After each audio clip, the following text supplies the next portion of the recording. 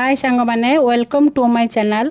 आज आम पाचिला पणसर बरा तैयारी करवा जहाँ खायापी क्रिस्पी और टेस्टी होता है। जदि मो रेसिपीटा भल लगे तो लाइक करेंगे, शेयर करेंगे, सब्सक्राइब करने को भूलिए ना। बरा तैयारी करने मो किसी पाचिला पणस नेली, गोटे कप अटा नेली, आधा कप सुजी नेली, सफा चीनी पान मधुरी नेली। प्रथमे पणसर मंजी गुड़ा बाहर करनबा। मंजी गुड़ा फिंगिबानी परे आमे तरकारी करी खाई परिबा। पणस को गोटे मिक्सचर ग्राइंडर साहाय्य चिकन करी बाटी नबा। बटा पणस को गोटे पात्र को ढाली दबा। सेथिरे अटा, सुजी, सफा चीनी,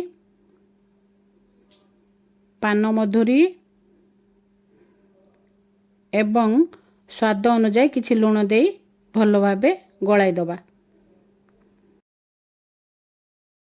गला को ढांकी 10 मिनिट पे छाड़ी देबा, कहीं ना सुजी फुलिबा को समय लगे। गैस ऑन करी कढ़ा बसाइबा। सेथिरे किछि रिफाइन तेल दबा।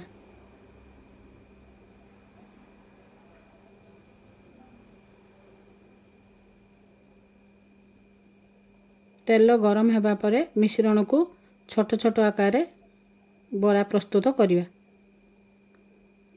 बेसी आंच देबानी, कहीं ऊपर अंश लाल पड़ जाओ, भितरटा कंचा रही। तेणु मीडियम आंचरे आमे बरा प्रस्तुत करिवा।